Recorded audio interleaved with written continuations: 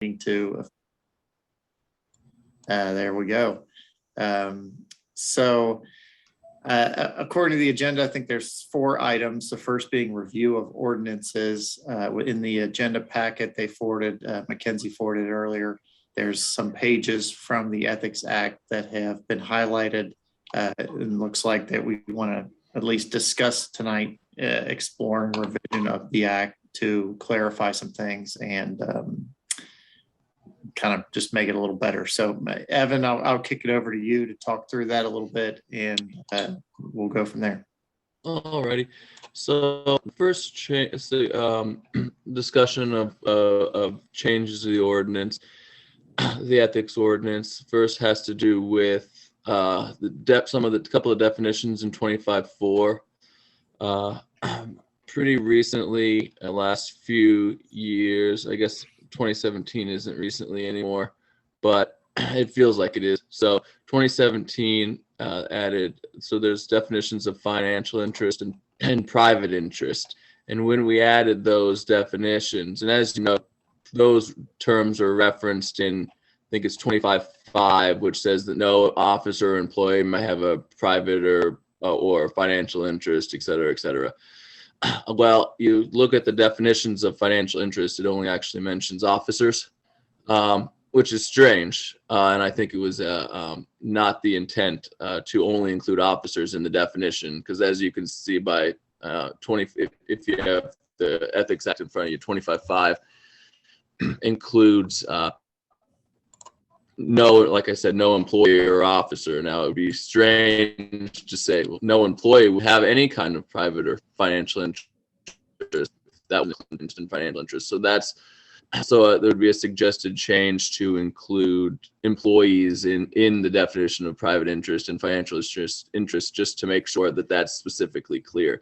Ethics Commission's always, the Ethics Commission's always interpreted it as officers and employees shall not have, or immediate family member of an officer or employee shall have a financial or private interest, and they left it at that, regardless of whether or not the fact that the officers only used in private and financial interests. So that would be just a cleanup thing to do.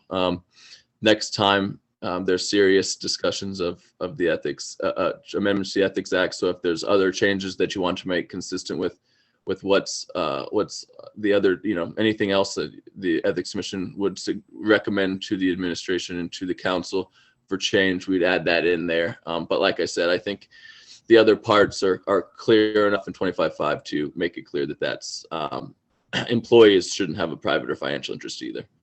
Evan, can you remind me just for a second? It's either officer or employee. There's not another category of LFUCG affiliated person, right? Yeah, no, it's you're either an employee. An employee also includes constitutional officers. Okay.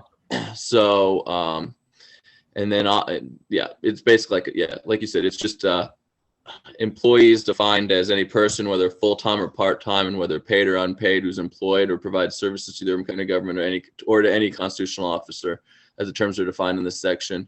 So that includes classified civil service positions, unclassified civil service positions, and police and fire positions. But it doesn't include contractors or subcontractors. So that includes what everybody considers as typically an employee of LFUCG. And the officer is any person, is the mayor, county judge executive, urban county council, county clerk, county attorney, sheriff, coroner, surveyor, constable. So those are the constitutional officers or an appointee or member of the governing body and chief executive officers of the Board of Adjustment, Comprehensive Plan Update Committee, Ethics Commission, or Planning Commission. So that includes a pretty good amount. It includes only the boards and commissions that are mentioned in here. So theoretically, if there's interest to explore the possibility of expanding it to more boards and commissions, that could be and I think that might have been one of the council clerk's suggestions further down in this packet. But it really is it's a lot of the main ones. Basically, it's all employees and then big officers, including yourselves, obviously. yeah, so that's, Evan, if I can interrupt for just 1 second, I think that makes sense. And so just broader speaking, typically revisions to the Ethics Act originate from the Ethics Commission, and then we ask I mean, how does this typically work in the past? I know with Professor Connolly at the helm, she kind of spearheaded that, and it might be that AJ's doing that now. And kind of what are we going to ultimately go from what we're looking at tonight? Are we planning to go to the council with recommendations, or how? yeah, What's I think that if there's changes that the Ethics Commission wants to make, Ethics Commission would show support for those recommendations. So further down the line, I'll have a draft of the changes for then the commission would vote in support of, be provided to the administration, see if they would like to move it forward, or to individual council members to potentially put it in a committee presentation, and then usually the chair or me or both would then present the changes to the respective commission or committee, which I think is General Government and Social Services probably, and then they would decide if they want the changes to go forward, which then would go to the council. It doesn't necessarily always have to start with the Ethics Commission. I think oftentimes if a council member wants to make some change, they bring it back and see if the Ethics Commission would be interested in supporting those, or potentially they just go without it. So it doesn't necessarily have to start with the Ethics Commission. You don't necessarily have to get your support, but I think it's always a good thing to aim for, and it doesn't necessarily have to start with you. It doesn't have to be brought by the Ethics Commission to be changed in the Ethics Act. And then let me see here. And like I said, that one's just a cleanup, because obviously we meant it to be to be at both the definition of employees and officers, and for some reason officer was the only one added in that. In those definitions when it started, when those were amended to make those definitions. So that's like a cleanup, but obviously Ethics Commission, as you know, we've seen employees come before the council for Ethics Commission opinions, and the Ethics Commission's constantly just refers to 25.5, where it includes officers or employees, showing that the intent of the commission and the council was to include employees in those. The next ones have to do with financial disclosures. Let's see. Mackenzie, do you have more information on those? Those were suggested by the council clerk to discuss. Yes, hold on. Let me find the next one here. Okay, so on page, I think let me see what page this is. Okay, it doesn't have a page number, but in the document, it is page 4. It says something about, wait, just kidding. It might be page 3. Hold on, my pages are all messed up. It is page 4. No, page 5. Okay, sorry. Okay. So it says financial disclosures who must file: members and chief executive officers. If the Urban County Government Board of Adjustment, it basically lists a bunch of commissions and boards and stuff like that. And we were basically wondering if we need to update add any people who should be having, or who should have to turn in financial interest statement forms, because there have been a lot of new boards created in the past couple of years since the Ethics Act was kind of updated. And if we should go ahead and maybe start, looking into which boards and commissions need to have, people turn them in.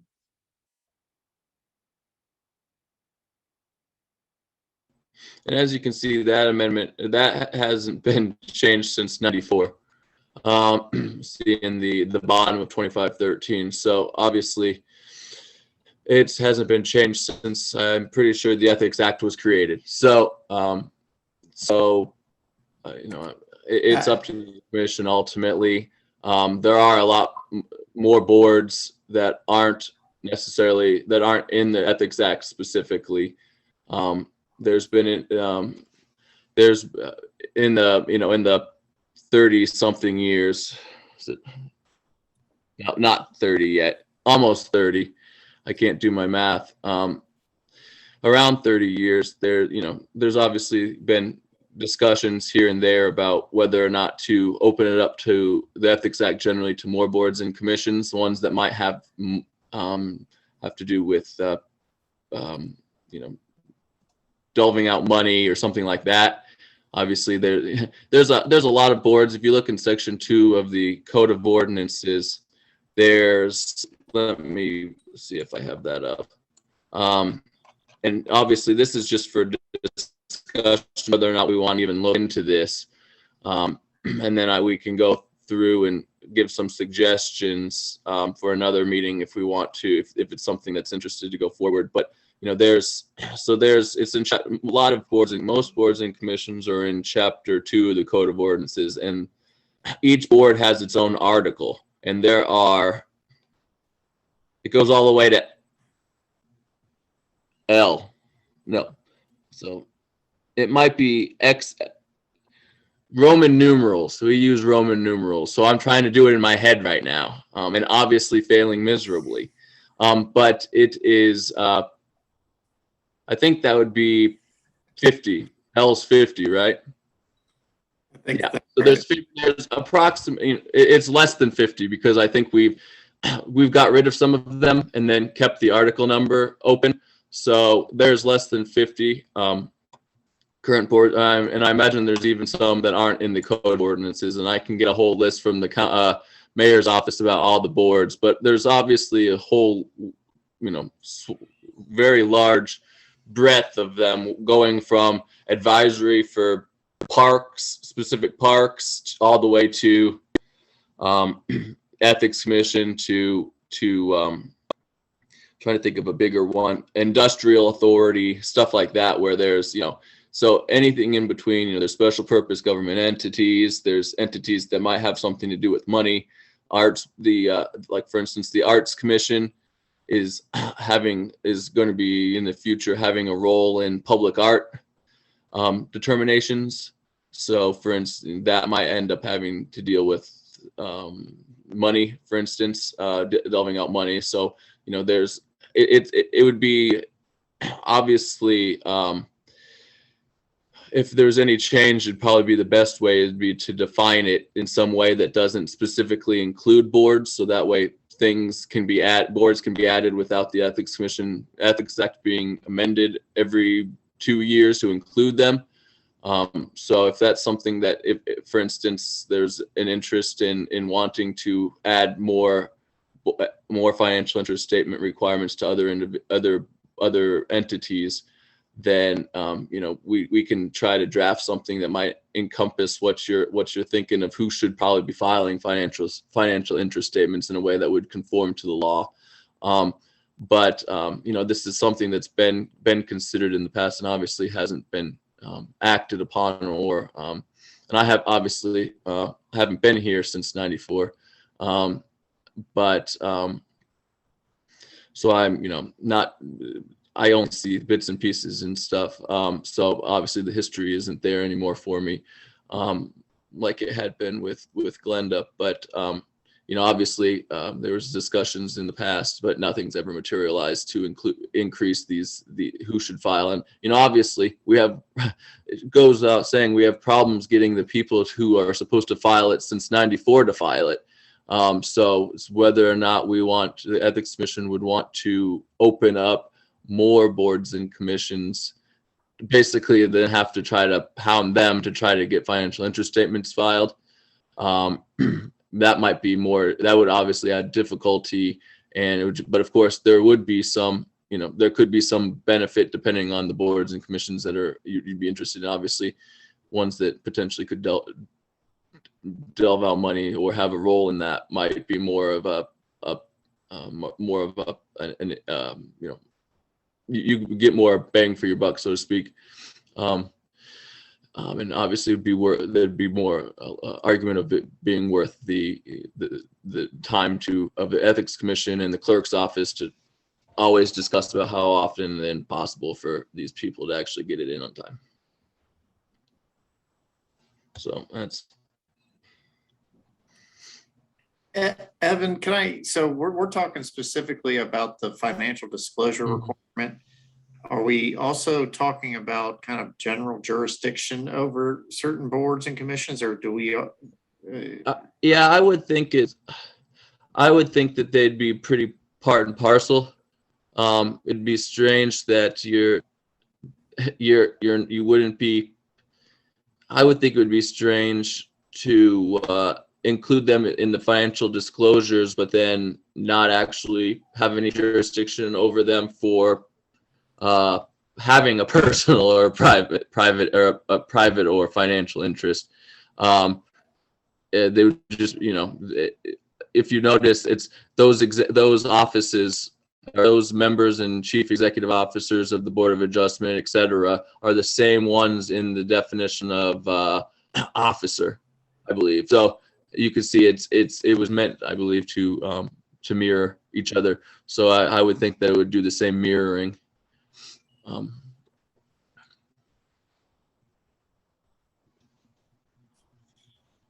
Can I ask, what are we trying to do today with this? Are we just going through these suggestions that have been made and then tabling for later whether or not we have other suggestions or agree or disagree with these?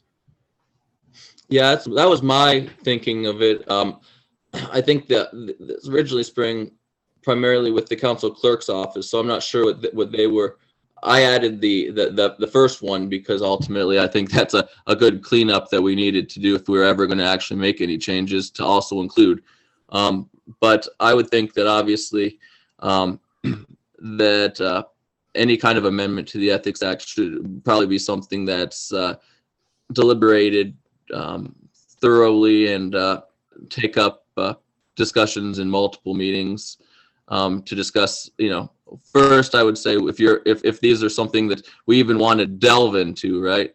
We don't want to have staff time diverted if it's ultimately not something that the commission's interested in changing. And then I would imagine, and then of course, if you have any other suggested changes, you know, that obviously can be discussed as well. And then we'd go into the options stage at a later commission date with the goal to present something when the commission gets comfortable, if they do, about the changes that they suggest.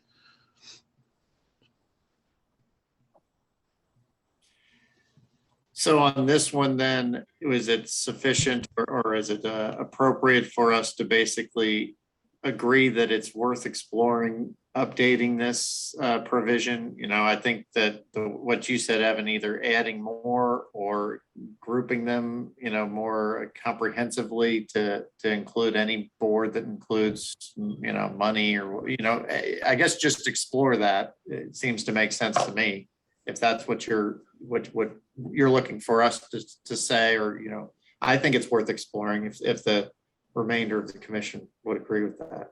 Yeah, and I would say, Evan, my thought process would be if we can, maybe for the next meeting, have somebody on the staff go through the different lists of all boards and in subset or section 2 of the Code of Ordinances and determine which one of those boards has the ability to you know, award contracts or something else like that. The whole point of the financial disclosure statement or financial interest statement is so that everybody is above board with any potential financial interest or conflicts of interest. And so if it's a commission or a board that really doesn't get into the weeds as far as, determining where money or discretionary spending goes, then I don't see it being a big deal for them whether or not they have a financial interest statement on file. Now, obviously, they still, as a board member, have an obligation to follow the code of the Ethics Act when making these determinations. So if they do have a financial interest in matter that's before them,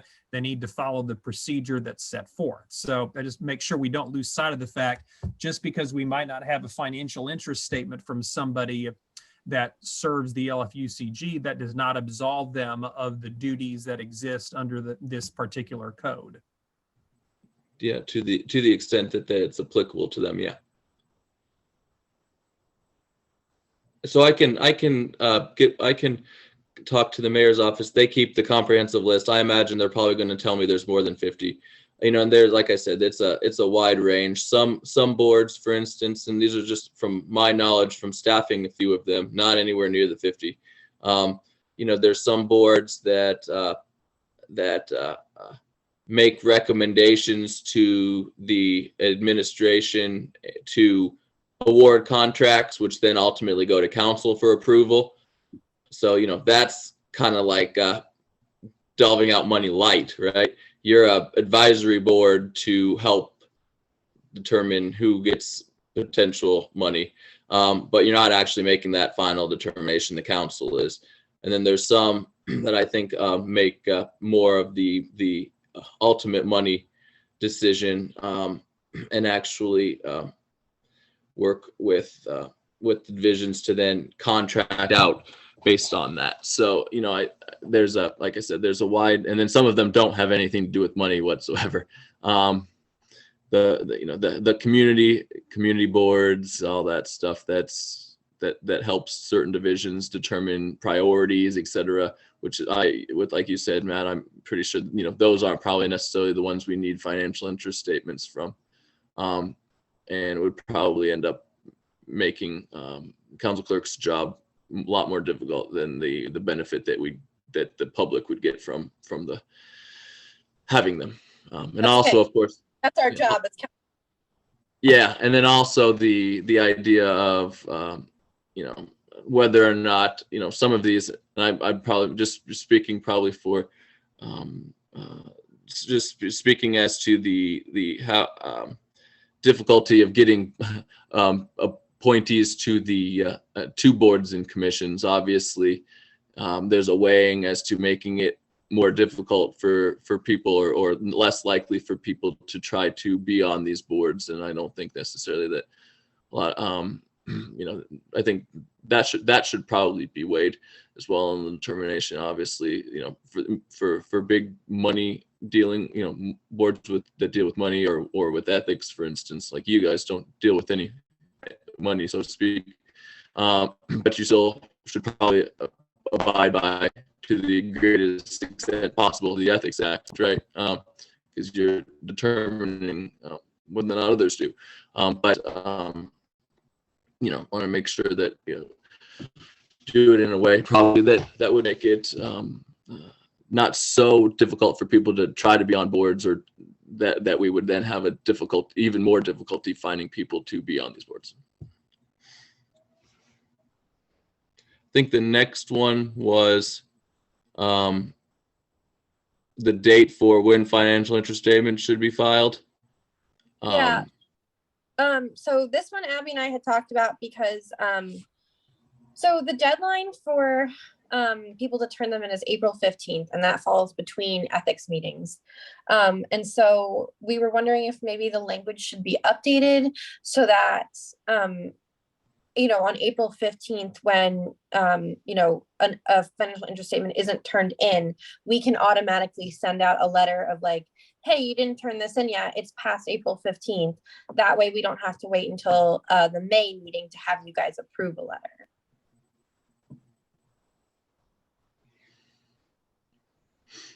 I think that's sensible to me. I would say, I'm not sure that,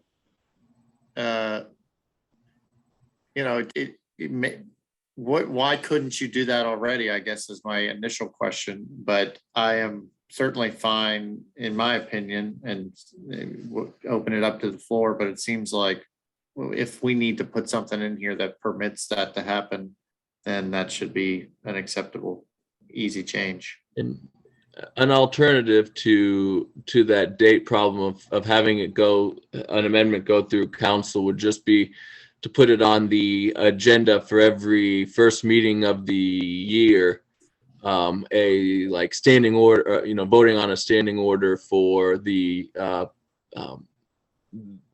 basically for the, to adopt a schedule for when letters go out. For instance, okay, on, I guess that would be, this the second month of every quarter. So that's what, February. You vote on an order saying, council clerk mail out the first letters on April 16th, and then mail out another nice letter on July 30th or something, and then mail out the official, do it sooner, the penalties are happening letter in end of August or something. So that way it can be any motions to, or any orders to appear could happen in that November meeting. That way the authority, to the extent the council clerk needs it to send out the letters, is already there.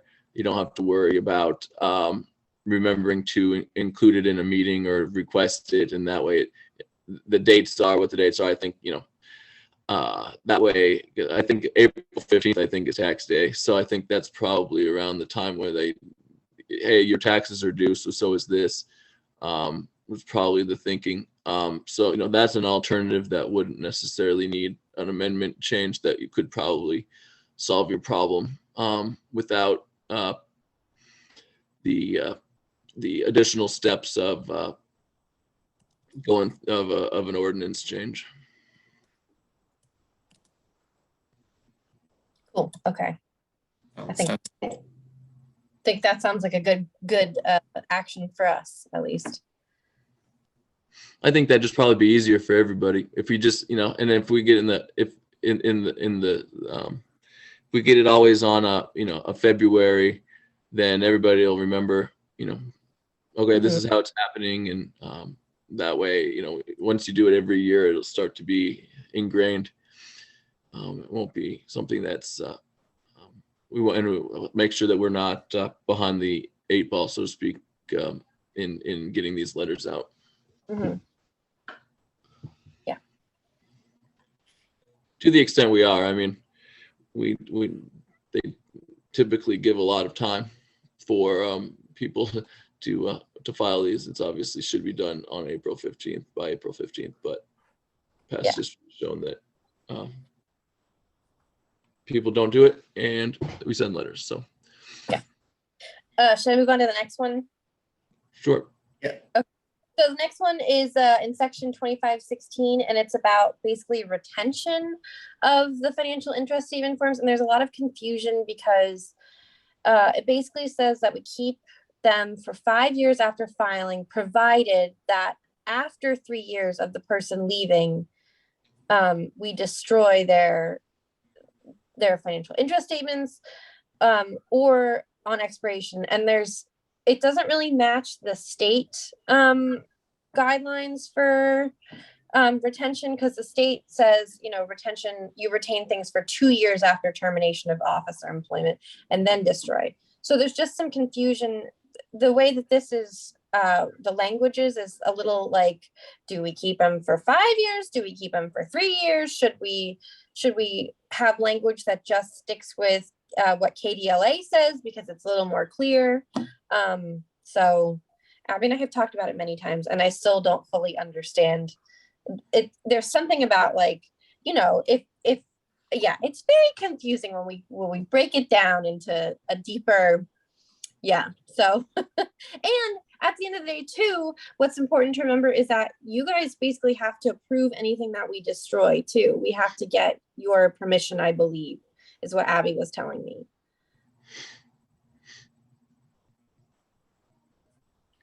Well, I think that makes sense to work with legal to get it cleaned up to the extent they help you. You know, I think that we want it to be consistent with whatever is generally acceptable. I think it's kind of a question for legal more than us, perhaps.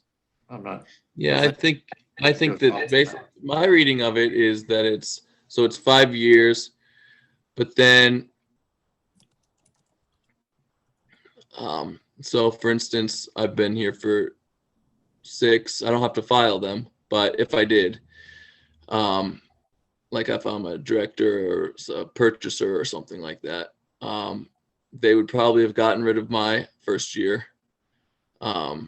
because it would have been past 5 years.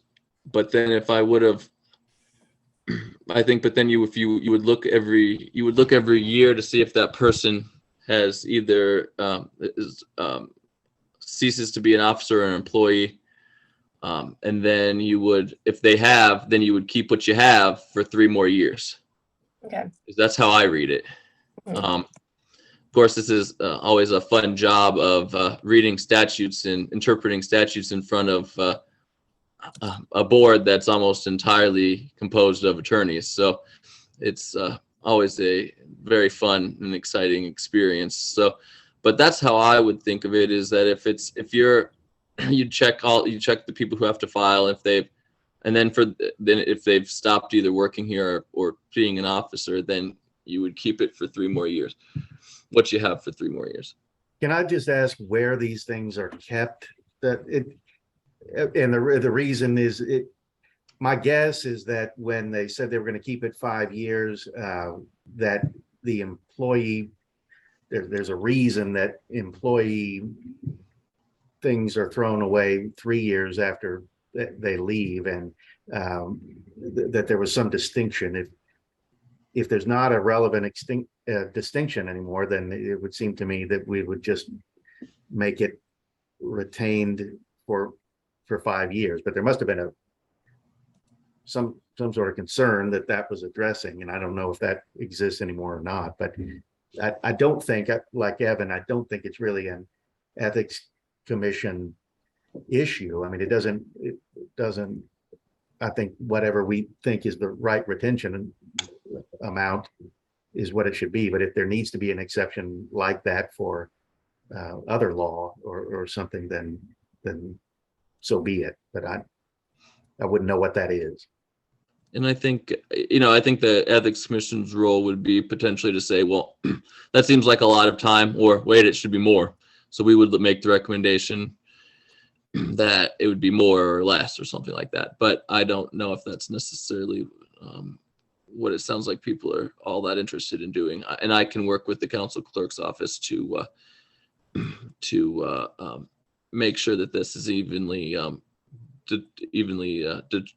decided, so we're not, we're making it as consistent as possible. And I don't know if the ethics commission's had any voted on anything in the past and recently about destroying records pursuant to the ordinance. So I'm not sure if we've just been keeping everything in the document in our archives, or if it's or what. But that could always be something that just brought up every time there's determination, like once a year or something, about destroying, and that could be something that the commission ends up voting on. And so that way we can make sure that it's interpreted consistently. But that's really how I see it, is it's the 5 years, and then it's just if the person ends their employment or whatever, or if whatever, then it's 3 after that. But I think, and there's also the part about being a candidate. So obviously, I think the idea is that candidates don't necessarily. I think candidates would probably just be 3 from how I read this ordinance. So because you're a candidate, most candidates lose, right? I think that's how that usually, to the extent they're contested.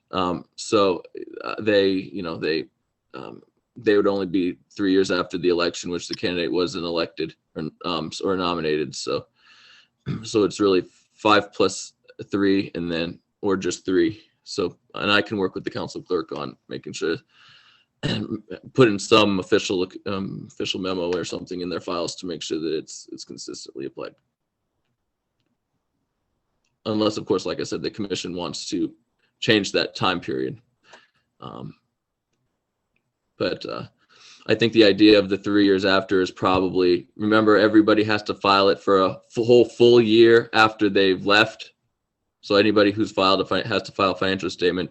You leave, you have to file it for the next full year. So if you leave in the middle of a year, you have to file it for the next full year. So it's not even just for that full year, for that half year. You have to do it for the next full year. So, that adds some time afterwards and obviously, gives time for the public to be able to review, to see if, anything that the employee or officer's done in the past might be, might have, they might have violated see if whether or not they violated the Ethics Act based on their private and financial interests. Obviously, you want a period probably afterwards, just so that way, just in case there's so it allows the public, like I said, to make sure that they can check if they would like to check in to see if anything has happened in the past.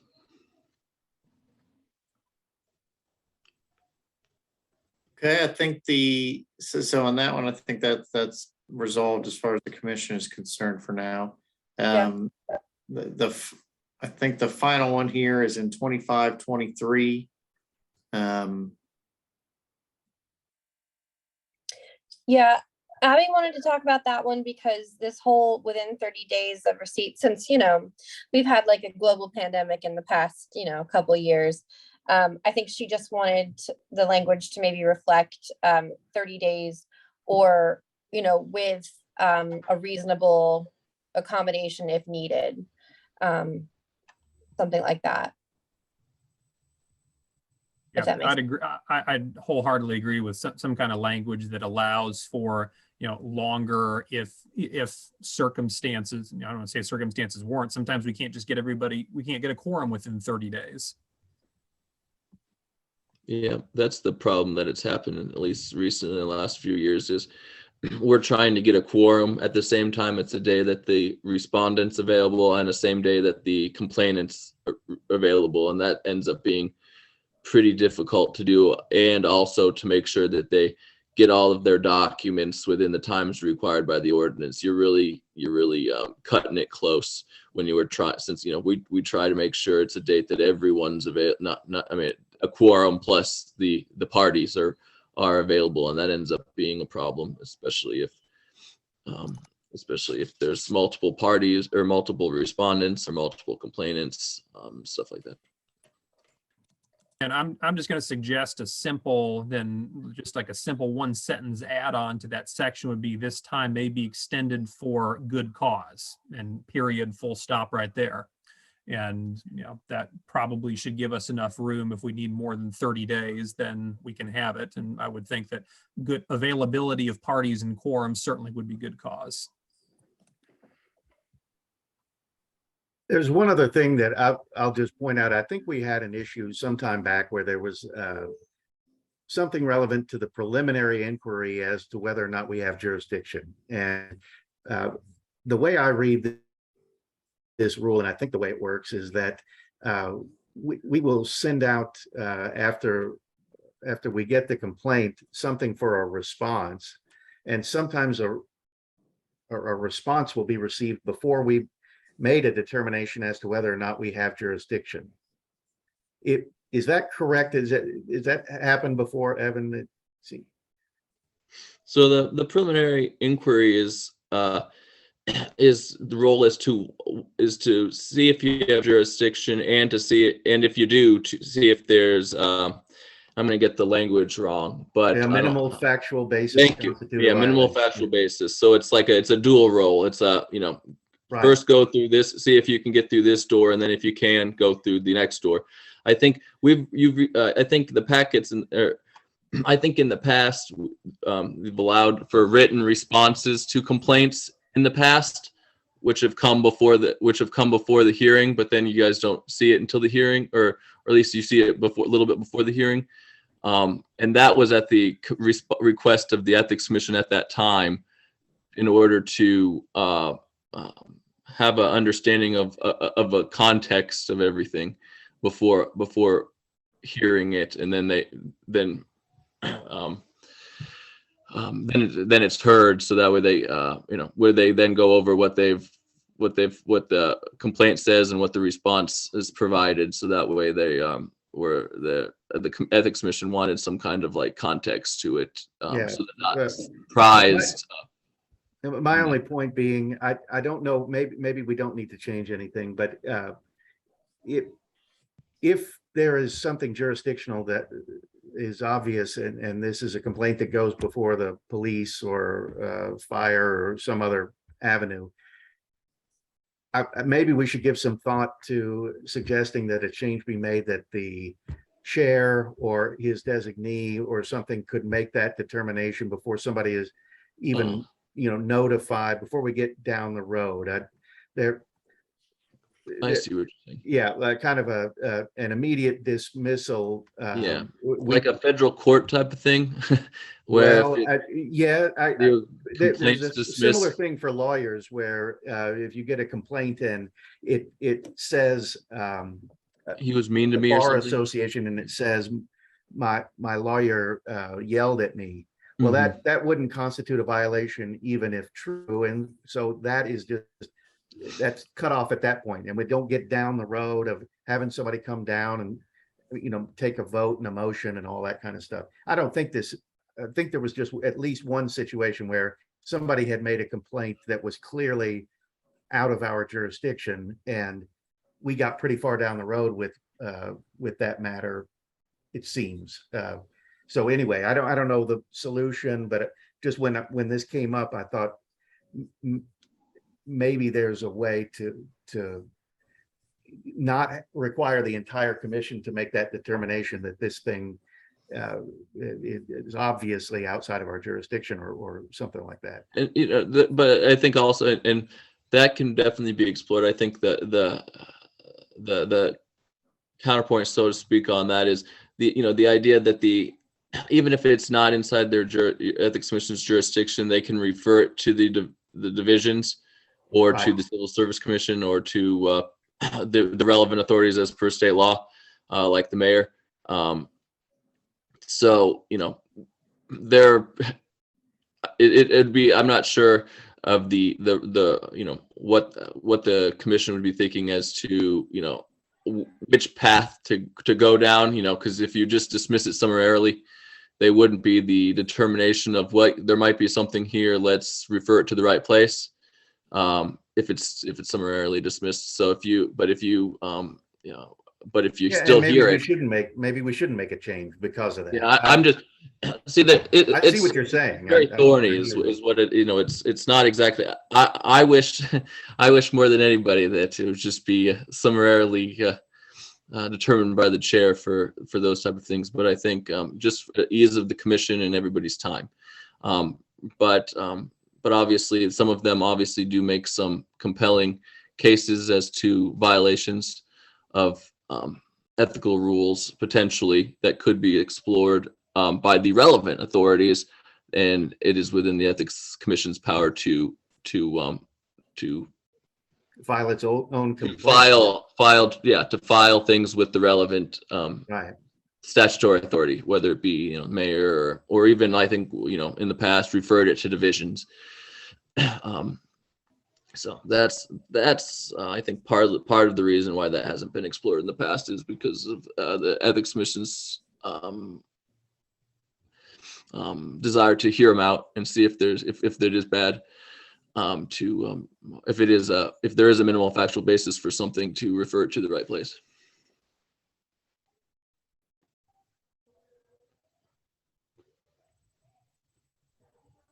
Of course, I'm not saying that there's a ethical line of good ethical violations and bad. That's not what I was saying, but ethical violations are bad in themselves.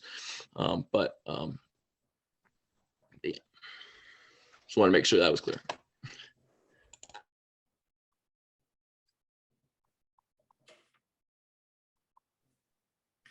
Okay, well, I think that's something to think on, maybe that, because I think that is a point, Gary, that has come up before, whether we're kind of jumping through hoops for unnecessarily, but Evan's raised a good point too. So maybe, so I think with respect to the highlighted, the actual question from the clerk, we're in agreement that it is appropriate to address that basically as Matt suggested, with a relief valve for good cause or something similar to that. And that would be a good change to pursue with 2523. Perhaps we can look at the language in that respect. And at that time, also revisit this issue of jurisdictional some summary dismissal early, and kind of talk about it again in the future. Okay, hearing no objections, we'll move on to the next item in the agenda, which is approval of minutes from the previous meetings. I believe that would be from May. We had a couple of meetings that were canceled, but there are meeting minutes from May. Assuming you've each had an opportunity to review those, can we have a motion to approve those meeting minutes? So move. I'll second.